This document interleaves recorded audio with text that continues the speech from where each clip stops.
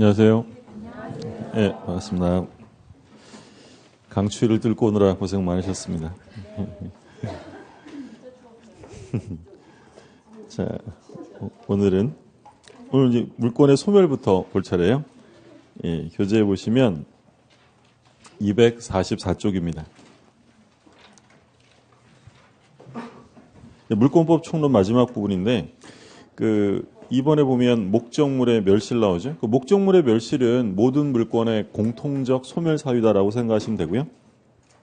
밑에 판례박스가 있는데 그 판례박스는 이제 뭐냐면 바다가 넘쳐서 토지가 잠겨버렸다. 이걸 이제 포락이라고 해요. 바다가 넘쳐서 토지를 잠겨버리면 그 토지의 소유권은 소멸하게 되는데 나중에 이제 뭐 제방을 축조해서 다시 성토화되면 소멸되었던 소유권, 사건이 부활하느냐를 묻는 건데요. 우리 판례는 부활하지 않는다라고 봐요.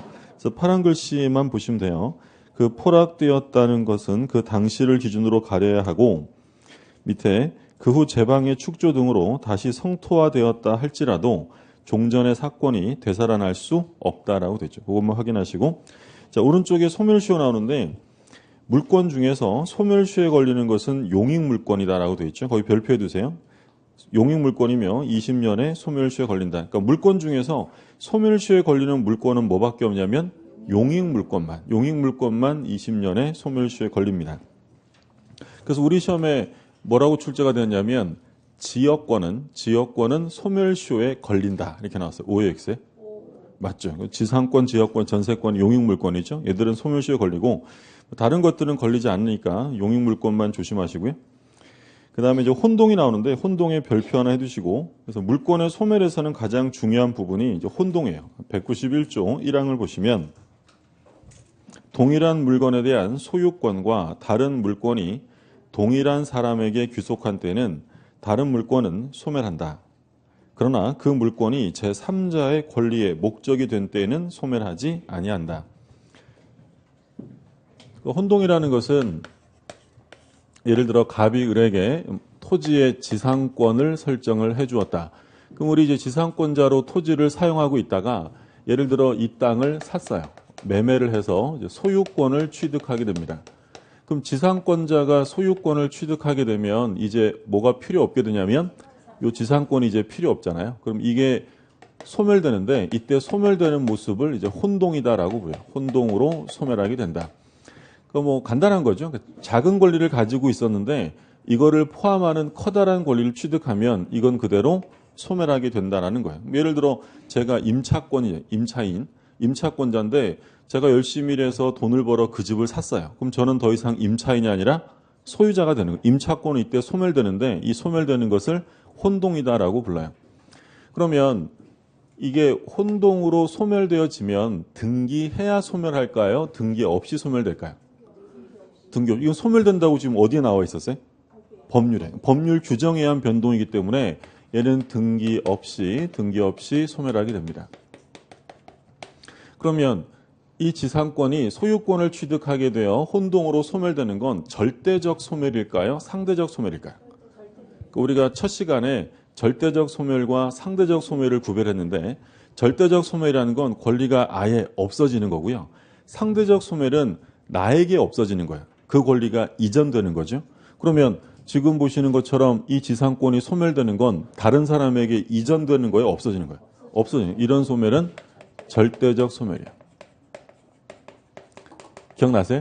그러니까 우리 그런 거 예를 들었어요. 그러니까 제가 소유자인데 매매를 했어요. 그럼 매매를 하게 되면 저는 소유권을 잃어버리잖아요. 그럼 이때 소유권의 상실은 절대적이에요? 상대적이에요? 상대적이죠. 나에게 없어지는 거고 다른 사람에게 이전되는 게 상대적이고 절대적이라는 건 아예 없어져 버리는 거죠. 근데 이러한 절대적 소멸을 가져오게 된 게 바로 매매계약인데 근데 이 매매계약이 만약에 무효, 취소, 해제가 됩니다. 계약이 무효, 취소가 되어서 소유권이 갑에게로 복귀가 되면 한 번 소멸되었던 지상권은 영원히 소멸이냐 아니면 다시 살아나야 되느냐 이게 문제인데 우리 통설은 이것은 부활할 수 있다라는 게 판례예요. 당연하잖아요. 예를 들어 제가 임차인이에요. 임차인인데 그 집을 샀어요. 그러면 임차권이 혼동으로 소멸되었는데 문제는 매매계약이 취소가 되는 바람에 소유권이 다시 되돌아가요. 그럼 저는 길바닥으로 나가야 돼요? 그 집에 살아야 돼요? 살아야죠. 임차권은 다시 소멸되었던 게 부활할 수 있다라는 거죠. 요게 이제 일반 원칙 당사자 간의 문제인데, 근데 의리하는 사람이 병한테 돈을 빌리고 저당을 잡힙니다. 그러니까 뭘 저당을 잡혔냐면 자기의 지상권을, 권리에 대한 저당을 설정한 거예요. 우리가 보통 저당권은 어디다가 설정하는 게 보통이냐면 토지나 건물, 그 물건이에요. 우리가 첫 시간에 공부할 때 물권법 첫 시간에 뭐랬냐면 물권의 대상은 원칙적으로 뭐라고 했어요? 물건이에요. 물건. 근데 예외적으로 권리를 대상으로 하는 물건이 있을 수 있다고 했어요. 그게 바로 저당권이에요. 그러니까 저당권은 일반적으로는 토지나 건물과 같은 물건에 설정하지만 예외적으로 지상권이나 또 뭐에 설정할 수도 있냐면 전세권, 지상권이나 전세권의 저당을 설정할 수도 있습니다. 근데 항상 예를 드는 게 지상권의 저당권, 전세권의 저당권 예를 드는데 지역권의 저당권을 설정한다는 예는 들지 않아요. 왜냐하면 지역권은 저당권의 목적으로 할 수 없습니다. 우리 이제 처음 보시는 분들은 뒤에 가서 나올 텐데 지역권 편에 가면 지역권은 법률로 뭐라고 규정했냐면 지역권은 다른 권리의 목적으로 하지 못한다라고 정했어요. 그래서 지상권이나 전세권은 저당권의 대상이 될 수 있고요. 그러니까 경매가 실행되면 을이 돈을 안 갚아서 병이 저당권을 실행하면 무엇에 대한 저당권을 실행하는 거예요? 지상권에 대한 저당권을 실행하는 거고, 그럼 경락이는 뭘 취득하는 거예요? 지상권을 취득하는 거예요. 요 건물 대신에 요 지상권의 저당을 잡은 거니까. 자, 근데 지금 이렇게 되어 있는 상황에서 이 지상권자가 매수해서 소유권을 취득합니다. 그러면 이게 원칙대로 소멸되어지면 문제는 뭐가 돼요? 저당권의 대상이 없어지는 거죠. 그러면 모두 소멸할까요?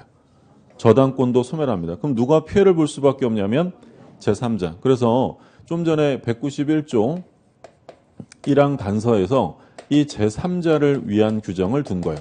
그러니까 뭐라고 되어 있었냐면 혼동으로 소멸할 권리가 제3자 권리의 목적이 되어 있으면 소멸하지 않는다. 조문을 다시 한번 볼게요.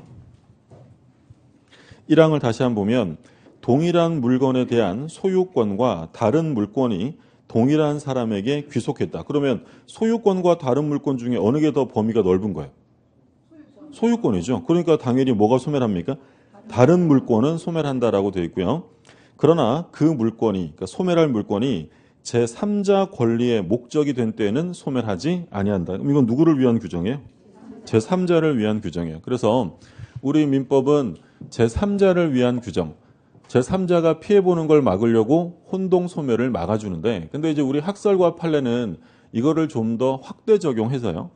제3자뿐만 아니라 소유권을 취득한 본인을 위해서 소멸되는 것도 막아줍니다.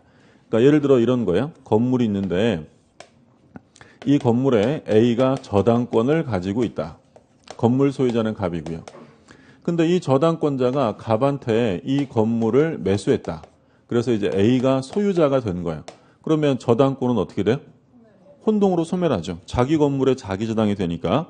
이게 원칙인데, 근데 후순위에 저당권자 B가 있었어요. 자, 그러면 이게 원칙대로 되면 A가 소유권을 취득해서 이게 혼동으로 소멸되면 2순위 저당권이 1순위로 승진하겠죠. 우리 저당권 순위 승진이 되니까. 그러면 누가 피해를 보겠어요? 소유권을 취득한 본인이 피해를 보잖아요. 그러니까 이런 경우에도 소멸을 막아줘요. 그래서 이런 경우에는 소멸하지 않고 그대로 존속시켜 주겠다라는 거고요. 하나 또 볼게요. 예를 들어 어떤 토지가 있는데 A가 토지의 지상권을 설정을 했어요. 갑이 소유자고, 근데 이 지상권자가 토지를 매수해서 갑이 소유자가 되었다. 자, 그러면 A가 소유자가 된 거죠. A가, 죄송합니다. A가 소유자가 됐어요. 그러면 A가 지상권자였는데 소유자가 됐으면 지상권 어떻게 되겠어요? 혼동으로 소멸해요. 그런데 여기에 B라는 후순위의 저당권, 후순위 권리자가 있었어요. 그럼 만약에 이 지상권이 원칙대로 소멸되어 버리면 이 후순위의 저당권은 선순위의 제한 물권이 없는 가장 강력한 저당권이 돼요. 역시 누가 피해를 볼 염려가 있어요? A가. 그럼 이런 경우에는 혼동으로 소멸되는 걸 막아주겠다는 거예요. 그럼 지금 두 가지 예를 들었는데 두 가지 예는 공통점이 있어요. 소유권을 자기가 취득했는데 자기를 위해 소멸 하지 않는 것의 공통점은 다 뒤에 뭐가 있어요? 후순위자가 있어요. 후순위 권리자가 존재하면 이 경우에는 이 후순위자가 치고 올라오는 걸 막아줘야 되니까 그때는 예외적으로 존속시켜 주겠다라는 거죠. 그러니까 수험상으로는 되게 간단한데 소유권을 취득한 자신보다 후순위, 이제 열이라고 하죠. 열이. 후순위 권리가 있느냐 없느냐만 구별하시면 돼요. 만약에 후순위의 권리가 있었다. 그러면 후순위자가 치고 올라오거나 강해지면 안 되잖아요. 그럼 이런 경우에는 소멸이에요? 존속하는 거예요? 존속하는 거고, 후순위자가 없어요. 그러면 후순위자가 없다면 치고 올라올 것도 없잖아요. 그럼 이건 일반 원칙에 따라서 소멸하게 된다. 그러면 지금 이 그림에서요. 이 그림에서 A가 아니라 B라는 저당권자가 이 부동산을 사서 B가 소유자가 됐어요. 그러면 이 저당권은 존속할까요? 소멸할까요? 그러니까 지금 1순위 A, 2순위 B 저당권자인데 후순위 저당권자가 이 부동산을 사서 소유자가 되었다. 이 저당권은 소멸하죠. 뭐가 없으니까. 후순위가 없으니까. 마찬가지예요. 여기서도 B라는 사람이 매수를 해서 B가 소유자가 되었다라고 하면 이 저당권은 혼동으로 소멸한다. 후순위가 없으니까. 그러니까 후순위자가 있냐 없냐만 구별하시면 되고, 그러면 하나 더 보면 주택이 하나 있는데요. 갑이 소유자고 A가 대항력 있는 주택의 임차권을 가지고 있어요. 근데 요 임차권자 밑에 나중에 후순위에 근저당권이 설정이 되었다. 자, 그럼 지금 이렇게 되어 있는 상태에서 임차인이 이 부동산을 매수해서 소유자가 됐어요. 자, 임차권은 존속할까요? 소멸할까요? 뭐만 보시면 돼요. 후순위가 있어요, 없어요? 있죠. 그러면 얘를 지켜줘야 되니까 이때는 존속하는 거예요. 그럼 만약에 B가 샀어요. B가 소유자가 되었다면 B의 저당권은 존속해야 소멸해요? 소멸하는 거죠. 간단한 거예요. 뭐만 보시면 돼요. 후순위가 있냐 없냐. 그래서 결국에는 소멸하지 않는 경우는 두 가지예요. 지금 보시는 것처럼 뭐 지상권의 저당을 잡았다든지 또는 전세권의 저당을 잡은 것처럼 이 소멸될 권리가 제3자 권리의 목적이면 존속하고요. 두 번째는 제3자가 아니라 본인 보호를 위해서도 존속하는데 이러려면 자기보다 후순위자가 있어야 됩니다. 자, 교재를 보세요. 그 245쪽에 그 맨 밑에 2번 예외 있죠? 예외. 기억에 제목에만 줄거두세요. 제3자를 보호하기 위해서. 그러니까 제3자를 보호한다는 것은 제3자 권리의 목적으로 되어 있다는 거고요. 다음 페이지에 보시면 니은에 본인을 보호하기 위하여라고 되어 있죠. 제목에 줄거두시고 밑에 팔레박스에 별표 하나 해주세요. 그러니까 제목이 보면 자신보다 여류의 권리가 있는 경우에는 소멸하지 않는다. 후순위가 있으면 존속한다는 거죠. 1번 한번 보시면 어느 부동산에 관해 자신의 근저당권보다 여류의 가압류 채권자가 있는 경우에 근저당권자가 부동산을 매수했어요.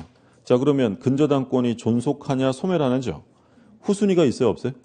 있죠. 여류의 가압류자가 있다고 돼 있죠. 그러면 마지막에 혼동으로 소멸하지 않는다. 2번 후순위 근저당권보다 먼저 대항력을 갖춘 임차권자가 소유권을 취득한 경우, 그러면 임차인이 소유자가 됐어요.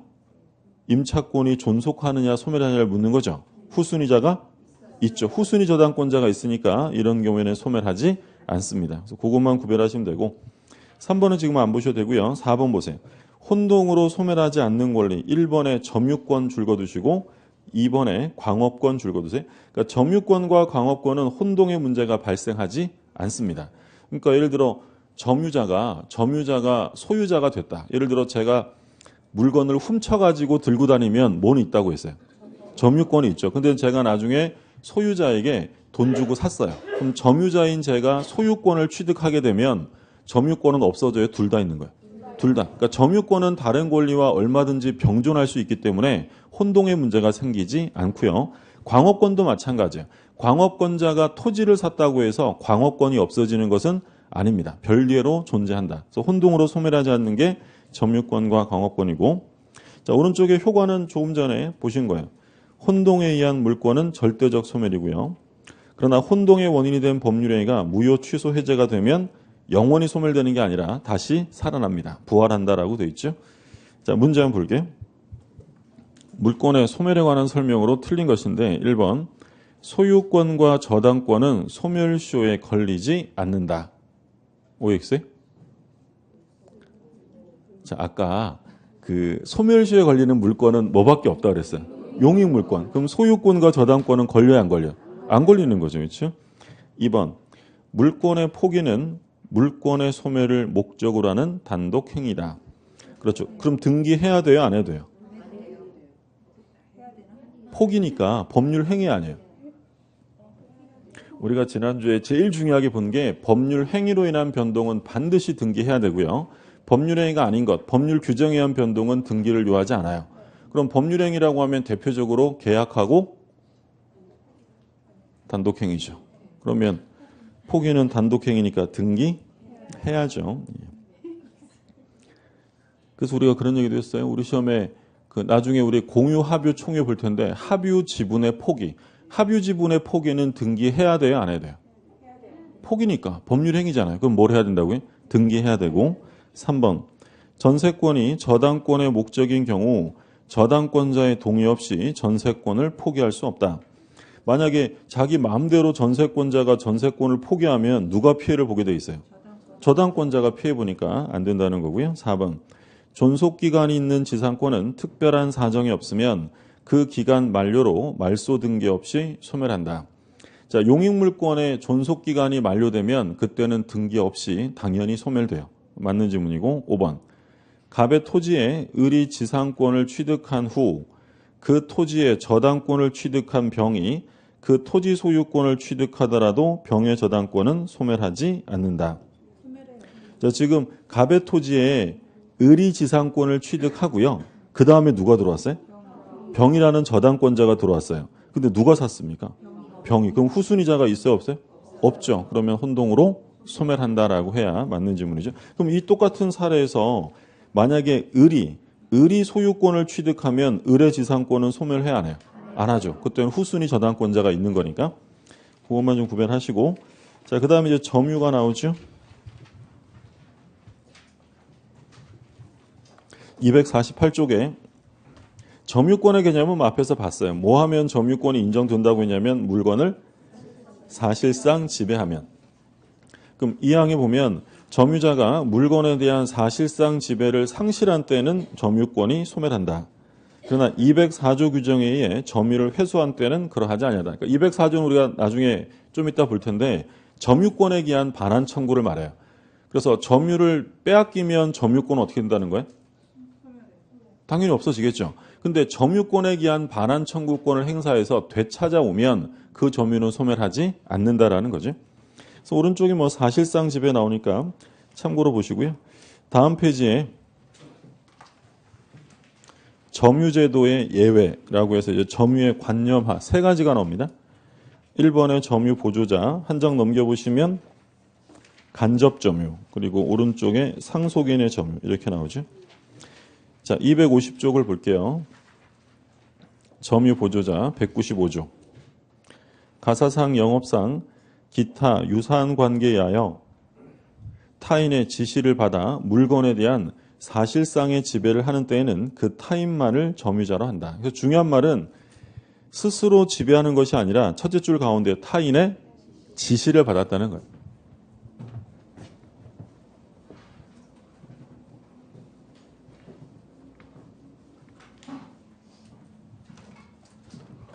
첫 번째 점유 보조자. 그러니까 이런 거죠. 갑이라는 사람이 어떤 가게의 사장님이에요. 사장님. 그리고 을은 이 가게의 점원입니다. 점원. 그래서 이 점원이 아침 일찍부터 나와서 여기 있는 물건들을 다 관리하고요. 손님도 맞이하고 밤에 셔터 내리고 집에 가요. 그러면 이 가게에 놓인 물건들을 사실상으로 지배하는 사람은 갑이에요, 을이에요? 을이죠. 사장님은 그냥 하루에 한 번 올까 말까 정도고 을이 계속 관리를 해요. 그러면 우리가 점유라고 하는 것은 사실상 지배하면 인정한다고 했는데 그러면 그렇게 공부한 대로라면 이 점원에게 점유권이 인정이 돼야 될 텐데 얘는 점유자가 아니라는 거예요. 얘를 뭐라고 부르냐면 점유 보조자라고 불러요. 그럼 이 사람은 왜 점유자로 인정 안 하냐면 얘가 사장과 이 점원의 관계는 지시 관계에 있다라고 보는 거죠. 그러니까 얘는 사장의 지시에 따라 사실상 지배를 하는 사람이기 때문에 얘는 점유자로 인정해 줄 수 없다라는 거예요. 예를 들어 어떤 공장이 있어요. 공장에 기계들이 있습니다. 그러면 근로자가 그 기계를 하루 종일 관리한다 하더라도 그 점유권은 사장에게 있다는 거예요. 그러니까 만약에 이 점원에게 점유권을 인정하면 점유자라고 하면 어떤 권리가 생기냐면 점유보호 청구권이 생긴다고 했죠. 그러니까 사장님이 오후에 들려가지고 자기 가게에 들려가가지고 나 배고픈데 빵이라도 하나 먹어야지 하고 빵을 집어들면 점원이 점유자면 어떻게 할 수 있다고 그랬어요? 그렇죠. 어이 사장 땅 놔 이럴 수 있죠. 방해 제거를 구할 수 있잖아요. 뭐 이렇게 되면 오히려 분쟁의 문제가 생기니까 누구에게만 점유권을 준다는 거예요? 사장. 그럼 보조자는 점유자가 아닙니다. 그럼 이제 수험상으로는 중요한 건 뭐냐면 점유보조자는 점유자가 아니기 때문에 보조자는 점유보호 청구의 주체나 상대방이 될 수 없다. 이게 수험상으로 핵심이에요. 그러니까 예를 들어서 을이 가게에서 일하고 있는데 어떤 사람이 물건을 침탈해서 가지고 갔다면 을이 A한테 점유권에 기한 반환 청구를 행사할 수 있느냐? 할 수 있다는 거야, 없다는 거야? 할 수 없고요. 누가 해야 되는 거야? 갑이, 점유자가 하는 거죠. 또 반대로 어떤 A라는 사람이 소유자인데 A 소유의 물건이 이 가게에 있었어요. 잘못된 경로를 통해서 이 가게에 A 소유 물건이 있었다. 그러면 소유자는 야, 내 거 돌려줘라고 반환 청구할 거 아니에요? 반환 청구를 을에게 해요? 갑에게 해야 돼요? 갑에게 해야죠. 왜냐하면 반환 청구의 상대방은 누구라고 했냐면 현재 목적물의 점유자에게 반환 청구하는 건데 보조자는 점유자가 아니니까 반환 청구는 이 점유자인 갑에게 하는 거지 이 사람에게 할 수 없다. 그게 바로 이거예요. 보조자는 점유자가 아니기 때문에 점유보호 청구의 주체나 상대방이 될 수가 없다. 이게 수험상으로 핵심이고요. 근데 이런 거 한번 생각해 보세요. A가 이 가게에 들어와서 큰 가방 들고 들어와 가지고요. 막 물건 담더니 들고 뜁니다. 그러면 점원을은 아휴 나는 점유권도 없는데 잘 가라. 이래야 돼요. 잡을 수 있을까요? 잡을 수는 있겠죠. 그걸 이제 뭐라고 하냐면 자력구제라고요. 자력구제는 인정된다라는 것이 통설의 입장이고요. 그러니까 자력구제라는 건 말 그대로 자기 힘으로 구제를 한다는 거죠. 자력구제는 이건 당연히 예외예요. 원칙은 뭐가 원칙이냐면 국가구제가 원칙이죠. 만약에 자력구제가 원칙적으로 인정되면 힘센 애들은 지 혼자 다 구제받고 다닐 거 아니에요. 그래서 자력구제 같은 경우에는 예외적으로 인정이 되는데 근데 이게 인정이 되려면 제일 중요한 요건이 침해의 현재성이에요. 그러니까 내 눈앞에서 현재 침해가 벌어지고 있기 때문에 국가구제를 요청할 시간적 여유가 없을 때는 예외적으로 자기 힘으로 구제받을 수 있다라는 거죠. 그래서 뭐 자력방위 이런 것들 우리가 이 자력구제라는 말은 좀 생소한데 정당방위라는 말은 많이 들어보셨죠. 그러니까 이게 민사상으로 자력구제가 형사상으로 보면 정당방위라고 볼 수 있어요. 그러면 이 정당방위가 인정이 되면 형사처벌이 돼야 안 돼? 안 돼요. 그럼 예를 들어 한번 볼게요. 갑이 있고 을이 있는데 을이 갑을 때렸어요. 사람이 사람을 때리면 폭행죄로 형사처벌돼요. 근데 왜 때렸나 봤더니 이 갑이라는 사람이 을네 집에 강도짓하러 들어왔어요. 강도짓하러 들어오니까 을이 현재 위난을 피하기 위해서 한 대 때렸대요. 그러면 얘는 처벌돼야 안 돼요? 안 돼요. 근데 만약에 강도가 들어오면 엄청 무섭잖아요. 그래서 이불 덮고 죽은 척하고 있었어요. 그리고 이제 다 털고 갔고요.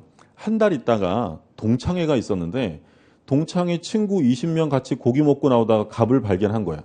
그럼 20명이 빙 둘러싸가지고 정당방위나 하자 막 때리면 돼야 안 돼요? 이건 정당방위가 아니고 왜 아닐까요? 침해가 지금 있는 게 아니잖아요. 그러니까 침해가 종료된 상태에서는 정당방위 할 수 없는 거예요. 마찬가지예요. 그러니까 이 자력구제라는 것도 침해가 현재 있을 때만 하는 것이지 침해가 종료된 경우에는 자력구제가 될 수 없어요. 이미 털고 다 사라졌어요. 그러면 이제 국가구제를 요청해야지 그때는 내 힘으로 잡아서 어떻게 해버려야지 이렇게 할 수는 없다는 거죠.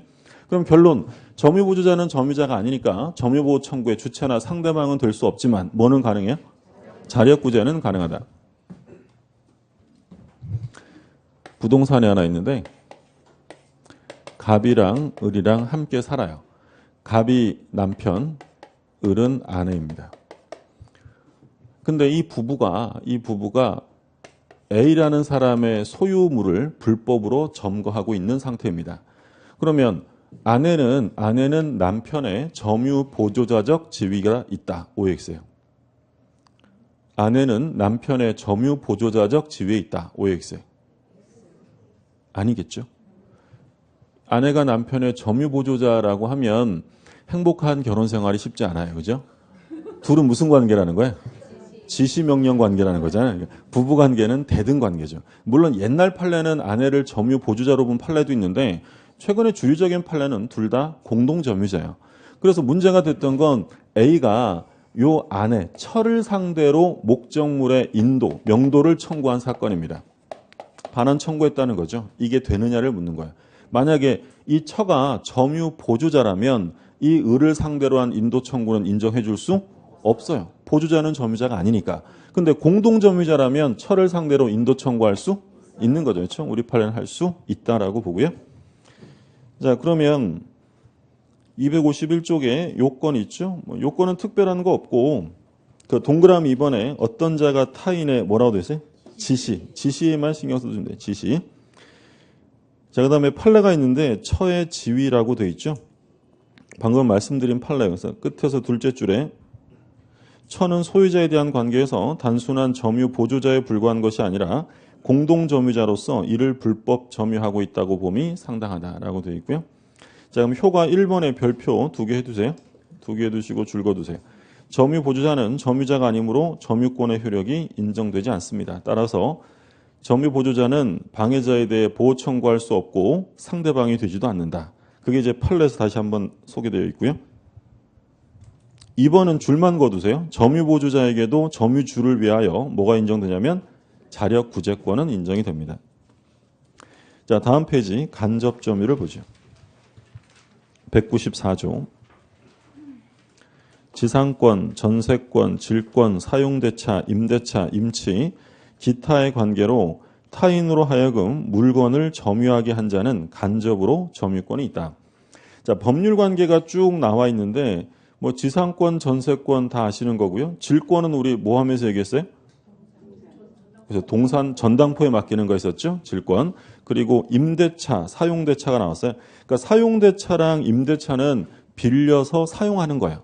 근데 차이점은 사용대차는 공짜, 무상이에요. 무상. 임대차는 유상, 차임을 지급하는 거죠. 그러니까 빌려 쓴다는 건 똑같은데 차이점은 대가가 있느냐 없느냐의 차이점이죠.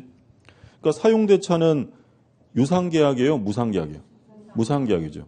임대차는 유상. 만약에 지문에 사용대차는 언제나 무상계약이다. OX? 사용대차는 언제나 무상계약이다. 라고 하면 맞는 거예요. 그렇죠? 언제나? 이러면 안 되고 만약에 대가가 지급되면 그건 사용대차가 아닌 거예요. 그러니까 사용대차라는 건 반드시 무상해야 돼요. 그러면 똑같겠죠. 임대차는 언제나 유상계약이다. 맞는 거예요. 만약에 차임 지급이 없이 공짜로 쓰는 거면 그건 임대차가 아니에요. 그러니까 빌려 쓰는 건 똑같은데 대가가 있냐 없냐 차이점이고. 그러면 임치라는 건 보관계약이죠. 보관. 물건 맡기는 거. 그래서 물건 맡기는 사람을 임치인이라고 불렀고 보관해 주는 사람을 수치인, 받을 숫자 써서 수치인이라고 불렀어요. 근데 여기 나열되어 있는 법률 관계들의 공통점은요. 넘어가고 끝나는 거예요. 다시 돌아올 거예요. 돌아올 거예요. 약정이 끝나면 돌아올 거죠. 그래서 이런 관계로 타인으로 하여금 물건을 점유하게 한 자는 간접으로 점유권이 있다. 여기 이제 간접 점유.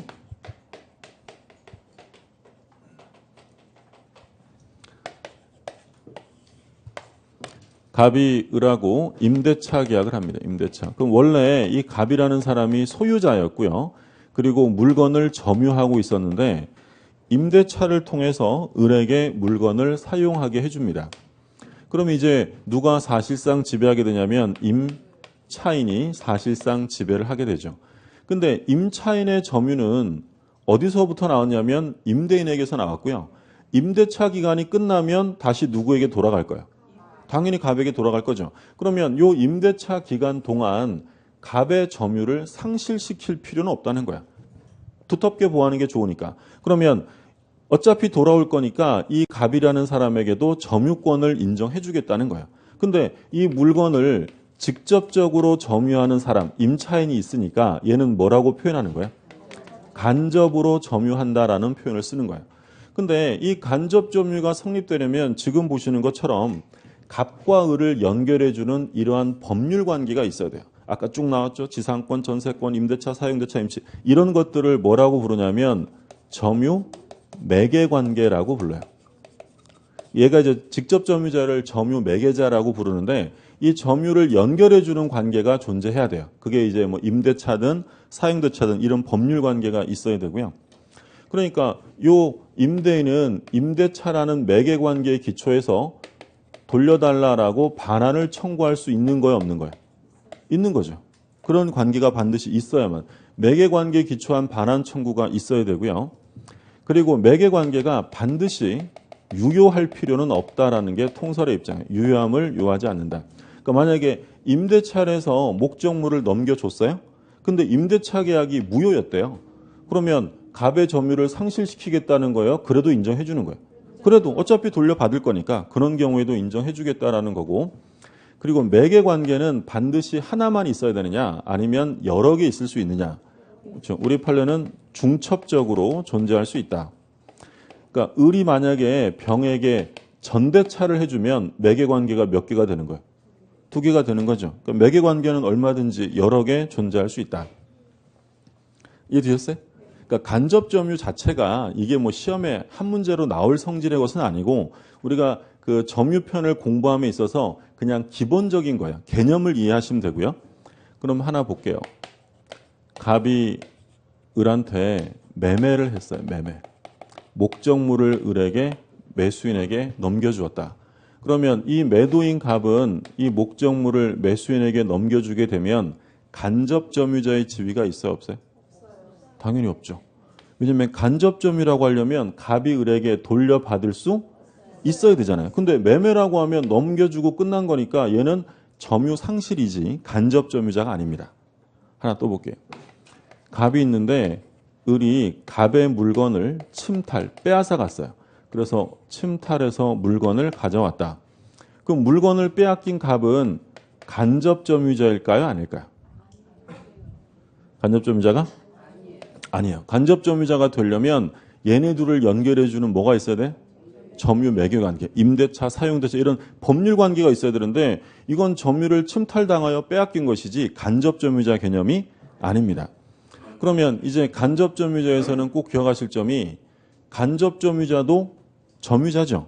그러면 얘랑 비교되는 게 보조자는 점유자가 아니니까 점유보호 청구의 주체나 상대방이 될 수 없지만 간접 점유자는 점유자니까 점유보호 청구의 주체가 될 수도 있고 상대방이 될 수도 있다라는 거예요. 그러면 이제 우리가 앞으로 공부를 할 때요. 점유자라고 하면 항상 직접 점유자뿐만 아니라 간접 점유자도 점유자다라고 항상 같이 생각을 해 두셔야 돼요. 우리 그 지난주에 등기 청구권의 소멸시효 여부를 공부했어요. 등기 청구권 원칙은 채권적이면 소멸시효에 걸리는 게 원칙이에요. 근데 뭘 하면 안 걸려요? 점유하면 안 걸린다고 했어요. 그럼 이때 등기 청구권 소멸시효가 진행되지 않으려면 직접 점유해야 돼요? 간접 점유 돼요? 제가 지금 뭐라 그랬어요? 점유라고 하면 항상 모두 포함된다고요? 간접 점유. 간접 점유해도 돼요. 그리고 점유보호 청구권을 행사하려면 점유권이 있어야 되잖아요.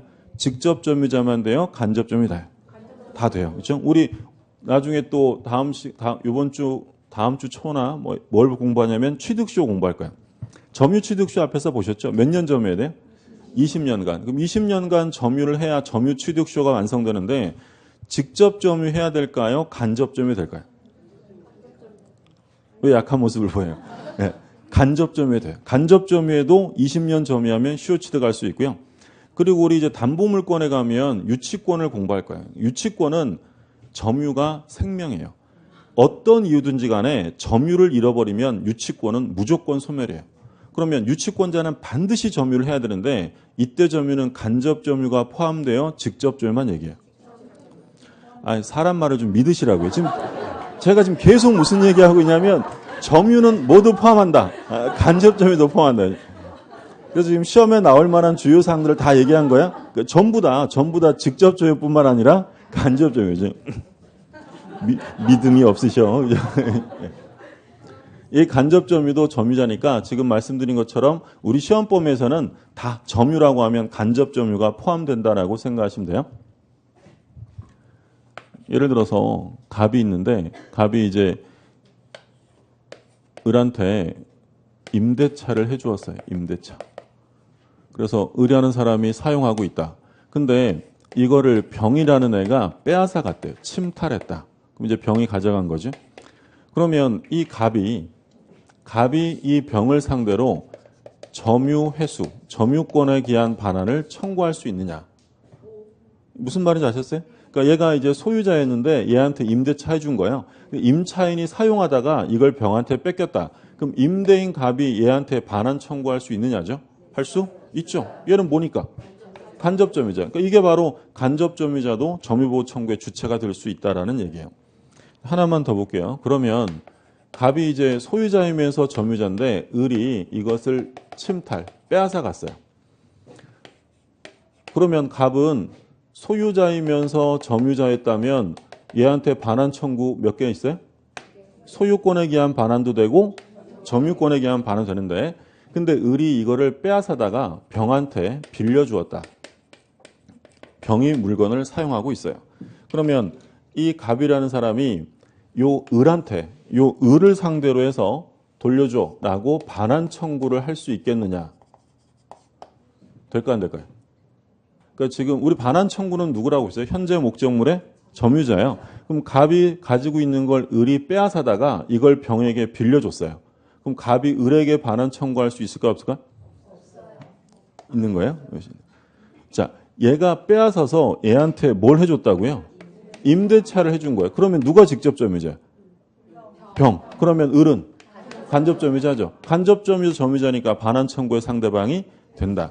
그러니까 시험에서 그냥 간단하게 물어보면 뭐라고 출제하냐면 간접 점유자도 점유보호 청구의 주체나 상대방이 될 수 있다 이렇게 나오고요. 조금 어렵게 내려면 이렇게 사례로 만드는 거죠. 이게 첫 번째가 뭐예요? 간접 점유자도 점유보호 청구에 뭐가 되는 거예요? 주체가 되는 거고 두 번째 그림은 간접 점유자도 뭐가 될 수 있다? 상대방. 그러니까 이 병에게 반환 청구할 수 있는 건 당연한 거죠. 얘는 직접 점유자니까. 근데 꼭 얘한테 해야 되는 게 아니라 누구한테도 할 수 있다고요? 을은. 그럼 비교되면 만약에 을이 병한테 매매를 했어요. 을이 침탈한 물건을 병에게 팔아버렸다는 거예요. 그러면 이 갑은 을에게 반환 청구할 수 있어요? 없어요? 없죠. 매매로 넘겨준 거면 을은 간접 점유자예요? 점유 상실이에요? 상실. 그러면 점유자가 아니니까 상대방이 될 수 없지만 임대차로 넘겨준 거면 또는 뭐 사용대차라면 얘도 점유자니까 상대방이 된다라는 거예요. 그래서 사례 문제로 나올 때도 대비해서 이해를 좀 해두셔야 되고요. 그 다음에 뭐 간단한 게 상속인의 점유. 상속인의 점유.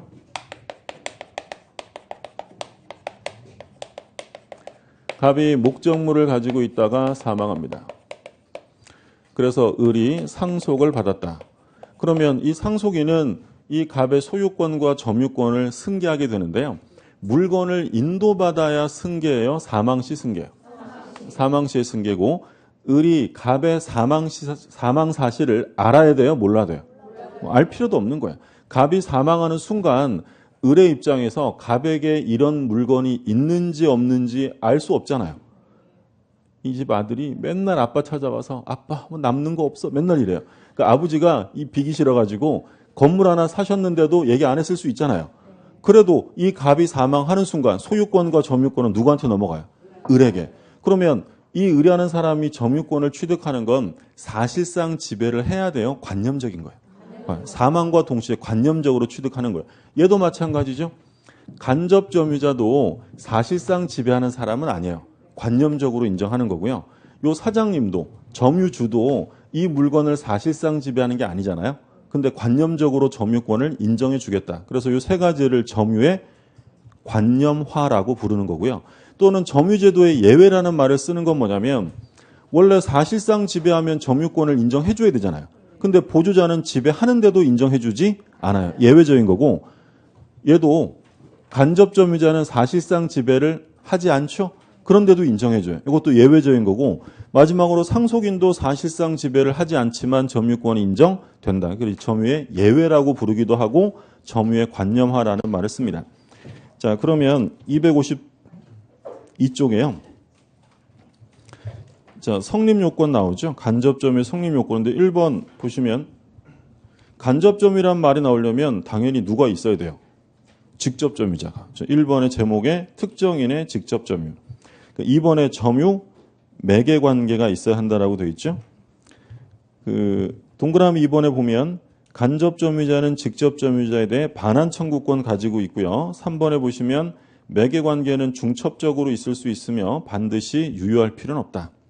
자, 중요한 건 3번이죠. 3번에 1번에만 별표 2개 하고 줄 거두세요. 간접 점유자도 점유권을 갖는다라고 되어 있고 따라서 점유보호 청구의 주체가 되고 상대방이 될 수도 있다. 그래서 시효 취득할 수도 있다고 되어 있죠. 거기까지 거두시고 나머지는 뭐 참고사항이고요. 밑에 3번에 보면 상속인의 점유인데 동그라미 1번에 보면 첫째 줄 가운데 피상속인의 사망으로 상속이 개시되면 피상속인이 점유하고 있던 물건은 사실상 지배 없이도 당연히 상속인 점유가 된다. 상속인이 상속 개시를 알 것을 요구하지도 않는다. 그러니까 다른 말로 하면 사망 사실을 알 필요도 없다라는 거예요. 그 다음에 동그라미 2번에 별표 하나 해주세요. 상속에 의하여 점유권을 취득한 경우에는 상속인은 새로운 권원에 의해 자기 고유의 점유를 개시하지 않는 한 피상속인의 점유를 떠나 자기만의 점유를 주장할 수 없다. 뒤에 가서 자세하게 또 한번 나올 텐데, 그러니까 상속인은 말 그대로 피상속인을 그대로 다 승계하는 거야. 그러니까 자기 점유를 분리 주장할 수는 없어요. 다 떠안아야 되니까. 뒤에 가서 의미가 다시 한번 나올 거예요. 자, 다음 페이지 자주와 타주가 나오죠.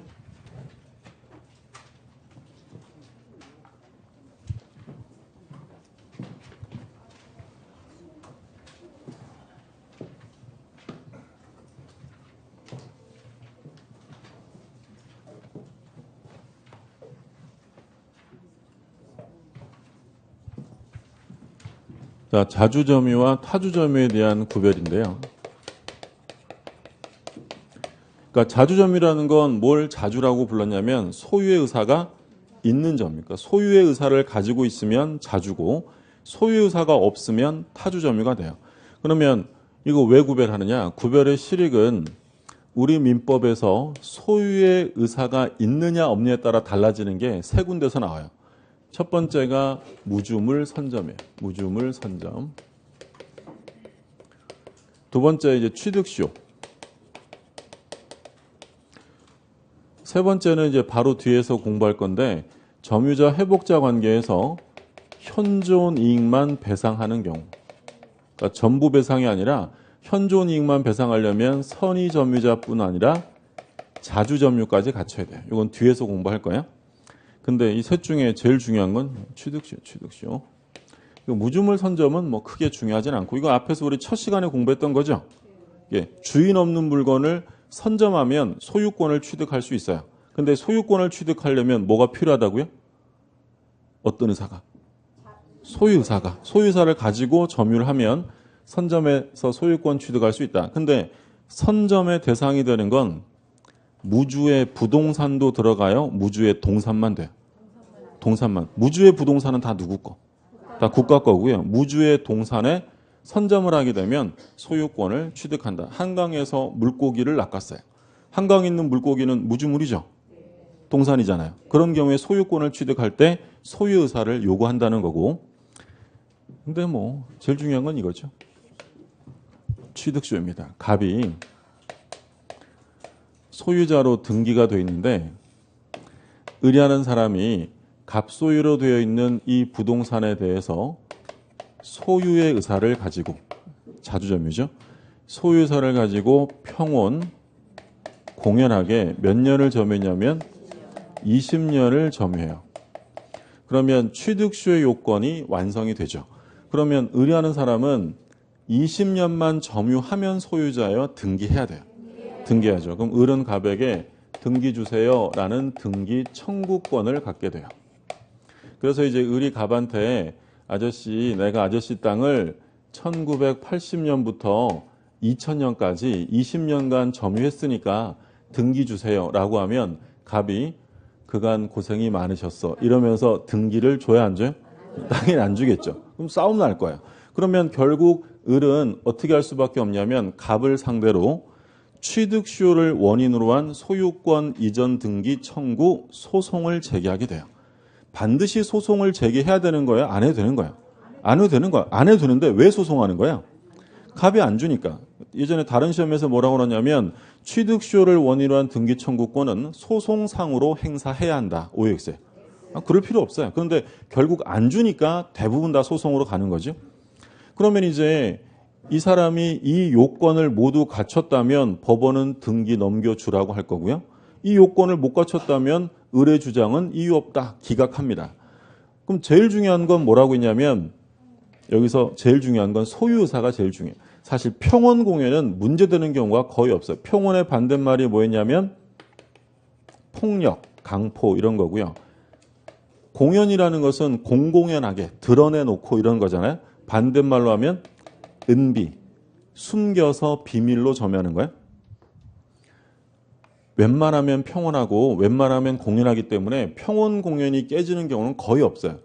물론 이제 20년의 기간과 관련해서 분쟁이 생기는 경우 있는데 근데 취득수요 사건의 가장 핵심은 바로 이 을에게 소유의 의사가 있었느냐 없었느냐가 이 사건의 쟁점이에요.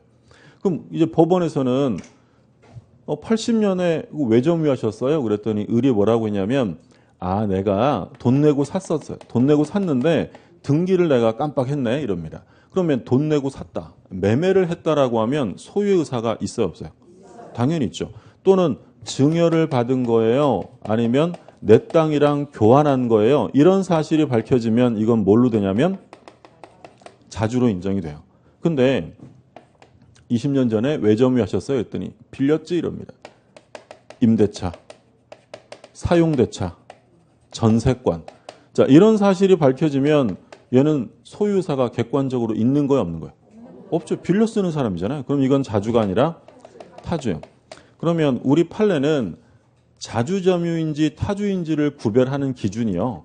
첫 번째로 모든 사정을 통틀어 외형적, 객관적으로 판단합니다. 소위 이제 객관설의 입장에 있다. 그러니까 시험에서 조심하실 점은 점유자의 내심의 의사에 따른다라고 하면 돼요, 안 돼요? 안 돼요. 예를 들어서 이 사람이 점유를 한 사실이 있는데 왜 점유했나 봤더니 이쪽 소유자가 임대차 계약서를 제시한 거예요. 그럼 얘는 뭐가 되는 거예요? 자주의 타주예요? 타주죠. 근데 을이 뭐라고 하냐면 내가 임대차 계약은 했지만 내 마음으로는 가질 생각이었어. 라고 하면 자주로 인정이 돼야 안 돼? 안 되는 거예요. 내심 의사가 중요한 게 아니라 객관적으로 볼 수밖에 없다는 거죠. 근데 이제 문제는 뭐였냐면 이게 객관적으로 분명하면 좋은데 시간이 너무 많이 지나서 객관적으로 분명하지 않더라. 자, 그러면 자주예요, 타주예요? 우리 점유하고 있으면 자주점유로 인정할까요? 타주점유로 추정할까요? 자주점유로 자주점유. 좀 이따 나올 거예요. 197조 1항에서 점유자는 자주점유로 추정해 줍니다. 상황이 드셨죠? 그래서 취득수요가 되려면 소유의사로 평온공연하게 20년을 점유해야 되는데 이때 제일 핵심은 소유의 의사가 있어야 한다. 그래서 이거 할 때마다 말씀드리는 게 이거 수업하면 꼭 질문들을 하세요. 이 수업 들으면 갑자기 시골에 두고 온 내 땅이 생각나잖아요. 내가 시골에 누구한테 맡겼는데 맡긴 지가 한 30년 다 된 것 같아요. 그럼 그 사람은 제 땅을 수요 취득할 수 있어요, 없어요? 그럼 불안해서 공부 어떻게 해요? 좀 시골 가야죠. 이제 못하죠. 절대 못하는 거예요. 맡겨두었다라고 하면 그 사람은 보관해주는 사람이잖아요. 그럼 얘는 자주예요, 타주예요? 타주예요. 100년을 점유해도 수요 취득할 수 없어요. 근데 이제 문제는 근거가 있어야 돼요. 빌려주었다라고 하면 보통 말로만 하면 안 되고 뭐 임대차 계약서나 또는 뭐 사용대차 계약서 같은 걸 제시해야 되는데 만약에 수십 년, 4, 50년 지나서 그거 없으면 자주로 추정될 수도 있잖아요. 근데 그런 것만 있으면 자주로 인정되지 않아요. 어떤 변호사가 취득수요 사건을 하나 했대요. 근데 그 할아버지가 시골에서 오셔가지고 자기가 취득쇼했다고 해서 하는데 그 법원에서 이제 판사가 인정신문하면서 이제 할아버지한테 물어봤대요. 할아버지 그 땅에서 뭐 하셨어요? 그랬더니 할아버지가 소작혔지 그랬대요. 그러니까 판사가 다시 물었대요. 할아버지 소작의 뜻을 정확히 알고 말씀하시는 거예요? 그랬더니 할아버지가 알지 남의 땅 부쳐먹는 거지 이랬대요. 소송 끝났어요. 할아버지는 스스로 뭘 자백한 거예요. 자주가 아니라 타주라는 거였죠. 이렇게 되면 남의 땅 빌려 쓰는 거면 100년을 점유해도 시효 취득할 수 없어요. 그러니까 반드시 소유의사가 있어야 한다는 거죠. 그러면 254쪽에 1번 자주 타주에 일단 별표 2개 해두시고요. 괄호 2번에 구별 기준이 있죠. 둘째 줄에 별표 2개 해두세요. 둘째 줄에 뭐라고 되어 있냐면 가운데 점유자의 내심에 의사하여 결정되는 것이 아니라 점유 취득의 원인이 된 권원의 성질이나 점유와 관계 있는 모든 사정에 하여 외형적, 객관적으로 결정되어야 한다.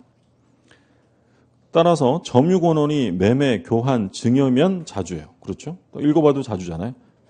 근데 임대차, 전세권, 분묘기지권, 명의신탁 이런 건 타주예요.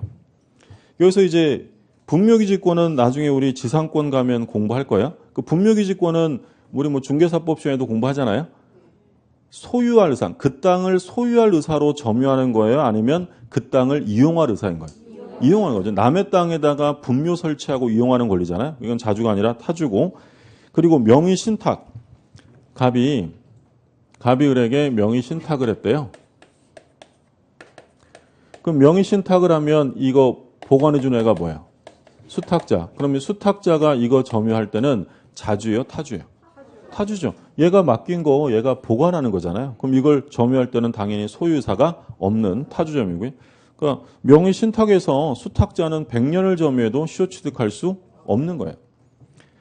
그 다음에 또한 매도인에게 처분 권한이 없음을 알면서가 중요해요. 알면서에 동그라미 해두시고 알면서 취득했거나 법률행위가 무효임을 뭐라고 돼 있어요? 알면서 점유를 개시한 경우. 그리고 악의의 무단점유. 악의의 무단점유라는 건 남의 것임을 뻔히 알면서 무단으로 점거했다는 거예요. 이런 것들이 드러나면 자주 추정은 깨진다라는 게 판례 입장이에요. 그러니까 예를 들어서 우리는 자주와 타주를 어떻게 구별한다고 했냐면 객관적으로 봐요. 객관적으로. 그러면 처분 권한이 없는 사람에게 매수했대요. 처분 권한 없는 자에게 샀다. 자주요, 타주요? 객관적으로 보면. 객관적으로 보면 처분 권한 없는 자에게 매수했대요. 돈 내고 산 거잖아요. 돈 내고 샀다면 처분 권한이 있든 없든 얘는 자주가 원칙이에요. 근데 우리 판례가 처분 권한이 없다는 걸 알면서도 사면 자주를 깨뜨리겠다라는 거죠. 사실 객관적이진 못하지만 우리 판례의 기본 입장은 취득시효의 범위를 넓히겠어요? 좁히겠어요? 매우 제한적으로 봐요. 그래서 알고 했어? 그럼 넌 인정 안 해. 그럼 예를 들어 매매가 무효예요. 무효인 매매계약을 통해서 점유했다. 그럼 무효인 매매계약을 통해 점유했다면 자주예요? 타주예요? 그게 유효든 무효든 매매를 했죠. 돈 내고 샀으면 객관적으로 뭐예요? 자주예요. 근데 매매가 무효인 걸 알면서도 했어? 그러면 자주는 깨져. 이렇게 보는 게 판례 입장이에요. 그 얘기고. 자, 그 다음에 3번에 보면 첫째 줄에 줄 그어두세요. 권원의 성질상 자주인지 타주인지 분명하지 않은 때는 자, 뭘로 인정이 돼요? 자주로 추정된다. 그 다음에 이제 오른쪽에 전환의 문제가 나오는데 전환부터는 좀 쉬었다가 보시죠.